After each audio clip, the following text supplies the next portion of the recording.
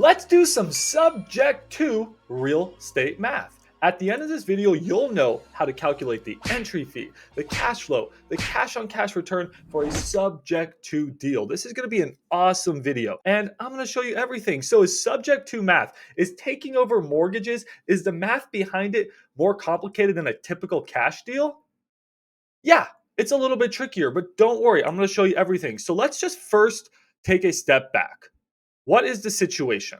Well, we have a $500,000 house. Now, that used to be expensive, but now that's cheap. So we have a $500,000 house. So, what should we do next? We need to ask the most important question in creative finance. What is the most important question in creative finance? Does the property have a mortgage? I know it sounds simple. Why are we asking that? Always ask that question. Always ask sellers, does your property have a loan? You'll be surprised by what you'll hear. Because if the property has a mortgage, so let's just say the property does have a mortgage, so yes, then we automatically think sub 2. It's that easy. If yes, we think sub 2. If no, then you're automatically thinking seller finance. Okay? That's how creative finance works. That's literally everything you need to know. Okay, I'm kidding, but that's like the most fundamental thing you need to know. If a property has a mortgage, sub 2. If it doesn't have a mortgage, seller finance. That's obvious, that makes sense, but still we need to always ask those questions. So in this situation, a property has a mortgage. Wonderful. Now, should we immediately jump into the loan balance, the interest rate, and all that juicy stuff? Yes, but let's wait a second. What are we trying to get out of doing sub 2 math? No one ever asked that question. Like, what is the goal of sub 2 math? Well, in a typical cash deal, you're just trying to see if the property cash flows and maybe you're trying to find the cap rate. But it's really simple because your entry fee is the price of the home. Like, let's think about this. How much does it cost to get into a $500,000 home if you're buying it cash? But 500,000, right? Pretty easy. How much does it cost in a sub 2 deal? Well, it depends on a lot of different factors. So in order to get the cash flow, we got to do a few steps just like a cash deal. But in order to get the entry fee, we got to do a few more steps. And then if you get the cash flow and the entry fee, you can get the cash on cash return. And the cash on cash return is your most important number. If you're a little bit confused, do not worry. So, what we're trying to find here is really two things. We want to find the cash flow, okay? All right, bear with me because I write slow. But we also want to find the entry fee. Now, what's another two ways of saying this? I'm going to break this down really simple for y'all. So cash flow, let's change colors. This is fun. Oh, I love this tablet. So cash flow is just your rent, okay, minus your holding costs. Holding costs. All right. You may have not heard that word before. You may have. I call it holding costs. It's the best way to explain it. And your entry fee is just your upfront costs. These are two very, very different things, and you cannot mistake the two.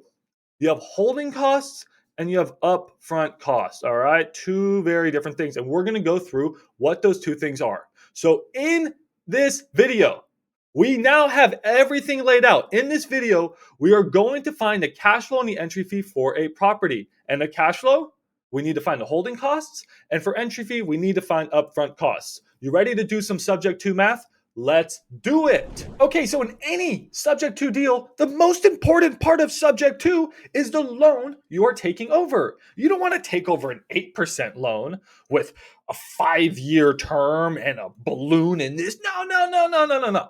We want to take over nice, long-term, 30-year loans with low interest rates under 5%, with low equity. I mean, these are the beautiful things we're looking for. So we need to talk about that right now. What is this loan we're taking over, right? If the loan is bad, it's not a good deal. So let's start there. Let's not start with all the other numbers like taxes and I don't know, a PML and all this complicated stuff. No, let's talk about the loan. Let's talk about the loan. So we have a $500,000 house. Let me write that again. We have a $500,000 house. Now, what is the loan balance? That's the next question you always ask is the loan balance. I'm just going to abbreviate that. Let's say in this case scenario, it's 480,000. All right. We have a 480,000 loan balance. That means there is $480,000 of debt on this property. That makes this a low equity deal. This seller only has $20,000 in equity. Okay, that's not a lot. That's, I don't know, probably like 3-4%. That sucks. If they were to sell their house on the market right now, if they were trying to get $500,000 for their house, they'd probably walk away with 450 if they got full price, because they have to pay realtor commissions and they have to fix up the home. They have to pay closing costs. So this person's going to lose money. If they were to sell their house and get a full price offer, they were to lose money. So you, as a sub two investor, a wholesaler, you come in and be like, hey, yo, I can give you more money if you have me take over your loan. Are you willing to be creative? Awesome. Let's get back to the math. I'm going to stop pitching sub two. You guys know this too well. People like Pace More, we explain this to you every day. So I'm just going to focus on the math. We have a $480,000 loan balance. And let's just say the interest rate is a beautiful, what should we go with? What should we go with here? Let's say a nice 3% loan. I was looking at one of my properties the other day. Yo, I got a 2.875% loan. I totally forgot. I refinanced back in 2020, 2.875% for 30 years. Beautiful. I'm never selling that property. So we got a 3% loan. And then let's just say, just for simple math, let's say there's 30 years left on the loan, like all this important stuff. So why does all this matter? We want to figure out what the principal and interest is, right? So this principal and interest, very important. This is the two first letters to PITI. Sure, you've heard of PITI. PITI is what most people use to calculate their holding costs. Remember I talked about holding costs? Remember holding costs? PITI are the four most important components to holding costs. So let's just say the PI is what? Well, you can ask the seller, hey, how much money do you pay per month on your loan? They're probably going to give you the PITI because most sellers are using their TI, their taxes and insurance, in their escrow. I know a lot of this is confusing. I just want to give you guys a little bit more information. So they're probably, if you ask the seller, hey, what's your monthly loan payment? They're probably going to be like, oh, I don't know. It's like $2,000. But that's also going to include usually TI, okay? So make sure you get their mortgage statement and you see what their PI is. So if you can get their mortgage statement, you'll see what their PI is. But another way of looking this up is to use an amortization calculator. $480,000 loan, 30 years. Interest rate, we said 3%. Boom, calculate. All right, so they have a $2,023 PI. All right, let's change color. I know this looks confusing. Let's just say it's $2,000. All right, so that's $2,000. There we go. This is the most important component to holding costs. And then now we need to know what their taxes and insurance are. Here in Texas, taxes are expensive. Insurance is expensive. So I don't know. Let's just make up some numbers here. Let's just say $600 a month. All right. And then let's say here for insurance, my insurance bill, my last property was $3,000 a year. So let's just say $250. All right. So now our PITI, everybody, our PITI, I'm going to change colors for this because this is so exciting. Our PITI is a nice 2850. All right. $2,850 per month. Is that good? Is that bad? Well, we need to know our rent. So let's start talking about rent now. So our PITI is $2,850 a month. That is how much we're paying towards our mortgage, our PI, our taxes to the government, and insurance to insurance companies. Okay. So $2,850 per month. Is that everything inside a holding cost? No. The holding costs actually include a lot more things. But for the sake of this video, we are not going to go over all those. That is a video for another time. And I'm going to do the same thing with the entry fee. The entry fee has a lot of components. But for the sake of this video, to simplify this video, we're not going to go through all of those. I mean, we can have things like HOA, utilities.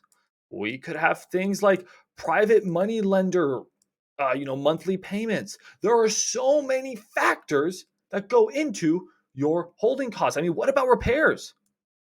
Okay.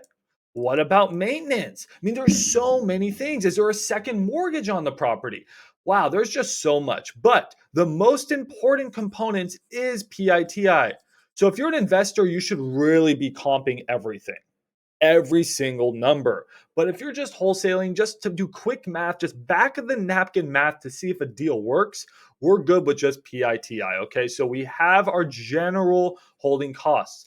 But to know if we're cash flowing, if we're making money every single month, I mean, our goal is to make money. Real estate investors have two different looks on life. Me, I'm a cash flow guy. I actually live off of the cash flow from my rental properties. It's a great life. It allows me to make YouTube videos for you. I make money while I'm making this YouTube video. It's awesome. But there's other investors who care more about appreciation. That's cool. Everybody has their own game. But I like to look at both, but focus on cash flow. To me, cash flow is everything. Cash on cash return. The little bit amount of money I can put into a deal to make the most monthly return, to make the most passive income, right? So that's what we focus on here. So let's go back to this. What's our rent? How do you get rent? Well, that's also a video for another time. But let's just say our rent is a nice, crisp, in Texas, a $450,000 house would probably rent for about $3,000. So I'm just going to go off of those. So let's just say our rent now is $3,000. Now, what type of rent is that? Is this a long-term rental? Is this a short-term rental? Is this student housing? Is this Airbnb? Or doing lease options? Is this a wrap? Well, no, it can't be a wrap because we didn't sell the home. There are so many things with creative finance. But when we're comping a property, this is important. When you're comping a property, don't do Airbnb. Don't do traveling nurse housing. Don't do any of that junk. Comp your property as a long-term rental and see if it makes sense. If it does not make sense as a long-term rental, you may not want to buy it because you're planning on making it an Airbnb. It should work as a long-term rental and it should work better as an Airbnb or better as a wrap. It should always have a good fallback strategy because when stuff hits the fan, you're going to want an option to make this a long-term rental that makes sense, okay? That makes sense to you. And it makes sense to me. That's what I do. So, the rent. So now we know that our cash flow, right? What's our cash flow, everybody? Super easy math here. Our cash flow is 150. Now, is this actually our cash flow? No. I want to stress that because I see a lot of investors, a lot of really smart investors, smarter than me. I'm just a dumb guy on YouTube. They look at the rent, they subtract PITI, and they're like, yo, my property cash flows, I'm making money. Hell no, you aren't. There's more than $150 in monthly expenses that's going to happen to this property. In 5-10 years, the roof's going to fail. That's going to cost you 30-40 grand. That adds up. All these types of things add up. So this is cash flow for this video for general terms of back of the napkin math. But later on, I'll show you guys how to calculate real cash flow, the actual cash flow. But again, for this sake, we're fine. Okay, let's rock this. This is easy. We just did basic real estate math. Max, I know how to do this. Why are you wasting my time with this? This is simple. Okay, well, tell me, how do you calculate the entry fee then? Smart guy. Everything we've done from this point has pretty much been easy and simple. Now it starts to get a little bit more complex. The entry fee is also known as the upfront costs. That's what I call it. It's just the amount of money that you have to spend to get into a property. The amount of money, the amount of cash out of your pocket. See this? This is cash. Is it real? No, this is fake. This is fake cash. I use it for video props. This money we need to spend to get into this deal, but how much of it do we need to spend? So let's see. So the reason we care so much is because cash flow, which we have, cash flow, okay, cash flow, and entry fee give us the most beautiful mathematical formula in real estate. Cash on cash return. So much better than cap rate. Cap rate is trash. Hot take. I don't care about cap rate. Cash on cash return is the most beautiful thing in the world. And that's what we're going to get today. That's what I'm going to teach you to get. But we need to get the entry fee. So how do we get the entry fee? Well, we know the loan balance, okay, was 480. Why does that matter? Because we knew the purchase price was 500. Okay, Max, I don't really care. Why does that matter? Because how much is the equity? The equity is 20,000. Max, I still don't care. Why does that matter? Because this 20,000 we need to pay to the seller. Where do you think that money's coming from? Coming from you. That's part of your entry fee. You have to pay that money. When you're buying this property cash, you just pay $500,000 cash. But in this sub 2 transaction, we're taking over a $480,000 loan. So we're going to take this over. So we don't need to pay this in one lump sum. We're going to pay this over, right? 30 years at a 3% interest at $2,000 a month. We talked about that. You're going to pay this over time at $2,000 a month.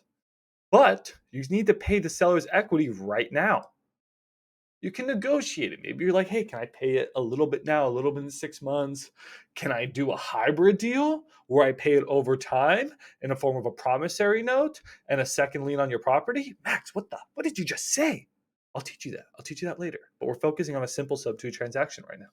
All right. So this $20,000 is part of your entry fee. Let's talk about entry fee right here. Let's talk about entry fee. What is made up in your entry fee? Okay, your entry fee is made up of rear. What? What's rear? I just came up with that right now. Rear. You ready? That's our acronym. So we have PITI, pity, principal, interest, so your mortgage, your taxes, and insurance. And now we have rear. Rear is my new acronym. I literally just came up with that right now on the spot. So we have rehab. Okay. How much in rehab does this property need? Let's say this property needs $5,000 of rehab. Needs some paint, needs some little bit of work. I don't know. There's chips and cracks and little things. Nothing bad. Just needs $5,000 of work. What's the seller's equity? Oh, shoot, Max. Well, that's easy. That's $20,000. Where did I get that from? Literally right here. Purchase price minus the loan is the equity. Okay, but what's the A stand for? Arrears. Funny, arrear, easy to remember. What's an arrear? It's a missed payment. So, in subject to, we help sellers in foreclosure. Most of the time. A lot of times we're helping sellers in foreclosure and we're taking over their loans. And when you're in foreclosure, that means you're behind on your payments, right? And if you're behind on your payments, you have arrears. Arrears are missed payments. So in this situation, the seller's monthly payments are, let's say $228.50, right? So let's say they're behind 6 months on their payments. Now, I don't want to do that math in my head. So editor, which is me, Q, $17,100. So if they're behind 6 months in their payments, that's $17,100. That's a lot. Okay. So you can always just ask the seller if you need to get like a general amount of how much they are in missed payments. You say, hey, so how many payments are you behind on your loan? And then you can get the arrears. But the best way of doing this, the best way, what I encourage all of you to do, because sellers are liars. That's the truth. That's the truth. In real estate, sellers are liars. Buyers aren't that good either. Sellers are liars. I think Pace Morby has a saying like that. Love that dude. Never met him, which I did. Okay, 17,100. You want to get the mortgage. Damn, I clicked the wrong button. You want to get the mortgage statement. They'll be like, hey, seller, do you mind if I get the copy of your most recent mortgage statement? And then there you'll get all the numbers you need. Because here's something really interesting.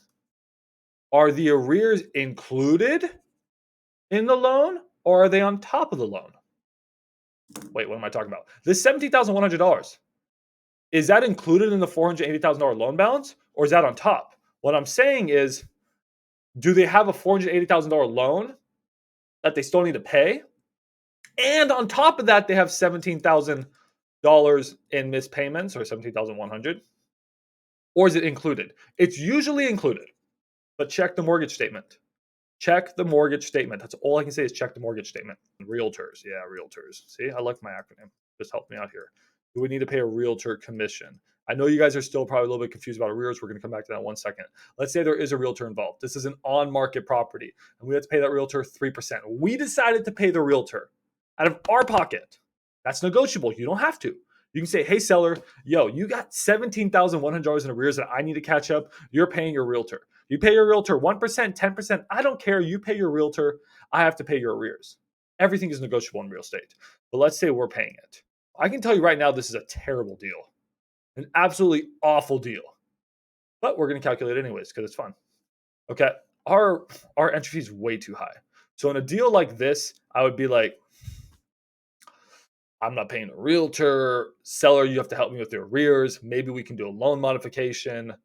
I would probably just be like, yo, seller, I'm giving you $480,000. Screw your equity in this situation because you're behind on your payments. There's so much we can negotiate. But for the sake of math, I want to show you the math. 57,100. Okay. Is that a lot? Yeah. So that is our entry fee. Well, usually a good rule of thumb is you want an interest rate under 5%, right? In sub two, we have a 3% interest rate. Great. You also want an entry fee usually under like 10%. So 57,100 and the property is 500,000. It's a little high.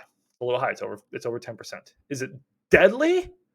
No, it's not deadly, but it's a little high because now we can calculate our cash on cash return. We got the numbers we needed. Isn't this fun? We got the entry fee, everyone. So cash flow times 12 because that's how many months in a year. Okay. Divided by entry fee. Sick. So now we can do that math. 150 times 12, 1800. 1800 divided by 50. What was it? 51, 57,100. 57,100. And that's going to give us a percentage.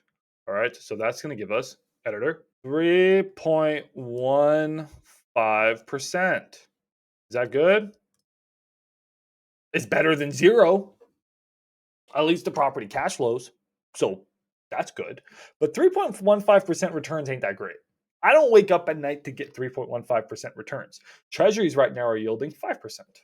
Yeah, no, I get it. I get it. There's depreciation, there's appreciation, there's a lot of benefits to owning real estate. But 3.15% returns is not great. It's okay. It's not great. I want more. I want more. Give me those juicy double digit returns. I want that 10 plus. And how do we get this number up? There's a few things we can do. We can get our cash flow up. Let's get our cash flow up. What do we do to increase our cash flow? We could do this in another video. Maybe we do an Airbnb. Maybe with an Airbnb, this property cash flow is $500 a month. Maybe as a short-term rental, maybe do a wrap. Maybe we take this loan and we wrap it together and we seller finance it out and we make a spread, a 5 or 6 or 7% spread. Maybe we do a lease option. Maybe we burr. Okay, we probably don't burr, but there's a lot of creative strategies we can use to increase our cash flow. Me personally, I do student rentals. I love student rentals. I rent my house out per room to students. And it's fantastic for me. A property that I own that gets like $3,000 in rent, I can actually get $5,500 in rent. So that extra $2,500, that's cash flow, baby. That's cash flow. And that helps me bring my entry fee up. So we could increase the cash flow by doing different creative disposition strategies, or we can bring the entry fee down. So let's play around with this a little bit. Let's say the property did not have arrears. Okay. Or we can do a loan modification. We can do different things. But let's just say one, the property did not have arrears. I knew these arrears were a little bit confusing. Don't worry. Even industry experts get confused by arrears, guys. So don't feel bad if arrears are still confusing you. We'll make separate videos on them. And let's say also there is no realtor involved. We found this property off market. We're not calling on market deals. There's no realtor involved. And let's say you're an expert negotiator. You're like, hey, I know you wanted $500,000 for this property, but honestly, the best I can do is $490,000. So this equity now is only $10,000. All right. So we made the equity $10,000 and the rehab is still 5. So now you're at an entry fee of $15,000 instead of $57,100. Crazy, right? Crazy. So now it's only $15,000. Let's actually do this in red. 15,000. If you guys are reading this, you guys are awesome because I don't even know. I can't even read this. So now instead of 1,800 divided by 57,100, it's 15,000. Now look how beautiful this is going to make our equation. Instead of 3.15, we're now going to have, bear with me here, editor, do not edit this. Allow people to listen to me while I do this. 15,000. That is, it's getting nice, guys. A 12% cash on cash return. 12%. That's a lot better than 3.15%. So if you found this deal for me, Let's take a step back. Would I buy this deal? Yes, I would. To me, this looks like a good deal. Looks like a great deal. You're telling me that I can get a 3% interest rate, a $500,000 house. I mean, there's a few more things I would want to know, but wow, 12% cash on cash returns and then plus appreciation. Let's say annual appreciation in this area is 6%. Okay. So now I'm at a total return of 18% annually. Wow, that's beautiful. And all I had to do was spend $15,000. Man, that's a good deal. We need to get that cash flow up and but the most importantly, we need to keep these entry fees low, everyone. I'm seeing deals spread around in the community with too high of entry fees. If the entry fees are too high, then we look at hybrid deals, okay? But for this type of situation, we're trying to keep the entry fee low. That's the secret sauce of creative finance. If you want to make a lot of money as a wholesaler, find a low interest rate deal and try to keep the entry fee down. You'll be able to wholesale that. That's it. That's how simple this game is. That's really it. Got to negotiate hard. Don't just give the sellers what they want. It's a negotiation. We don't give full price and great terms too. No, it's a scale. If you're going to give them full price, they need to work with us on terms. And there you go. That's how you calculate a creative finance deal, a subject to deal. We just did it. It wasn't that bad. And the more you do it, the more this is all going to come naturally. I know that was a lot of steps. There was a lot there, but let me just quickly summarize. I'm going to make you a really quick cheat sheet. Okay, so the summary of sub 2 math, right? What we learned today. What did we learn today, everyone? We first learned that you have to ask the most important question. Does the property have a mortgage? If yes, subject to. If no, seller finance. Did we learn how to calculate seller finance today? No. That's for another video. So subscribe. Please subscribe. I'm back, baby. I'm back making content. I cannot wait to make more videos for you guys. So, sub 2 math. And why do we do all this math? Because we want to find the cash flow and the entry fee. And what does that give us? That gives us the cash on cash return. This is what we live for. And how do we get these numbers? We first start step one. Step one, we need to figure out the loan. What is our EI as well as our TI? This is known as holding costs. Okay, that was step one. That's what we did in the beginning. Step two was finding the cash flow. So step two was finding the cash flow. And how did we find the cash flow? We did rent minus the holding costs. Gives us cash flow. Okay, long-term rent. Don't cheat. Don't be a cheater. So now, step three. Step three, once we have our cash flow, we need to find our entry fee. We learned how to do entry fee. Remember our acronym, everyone. The acronym that I just came up with is REAR. Gotta find our REAR. Now, step four, it's so easy. It's so easy. Everything we do in life is so easy. We just take our cash flow, we multiply it by 12, and we divide it by our entry fee. And then we get our beautiful cash on cash return. All right, that's it. That's how you get our cash on cash return. That is how you calculate a subject to deal. 4 steps to calculate a subject to deal. I hope this video helped you. Practice this. Just practice it and it will come naturally to you. There's a lot more that's involved, but this is the step to get rich in creative finance. So please make sure to subscribe to the channel. I can't wait to make more content for y'all. If you have any questions, ask in the comments below, and I'll see you in the next video. Bye, everyone.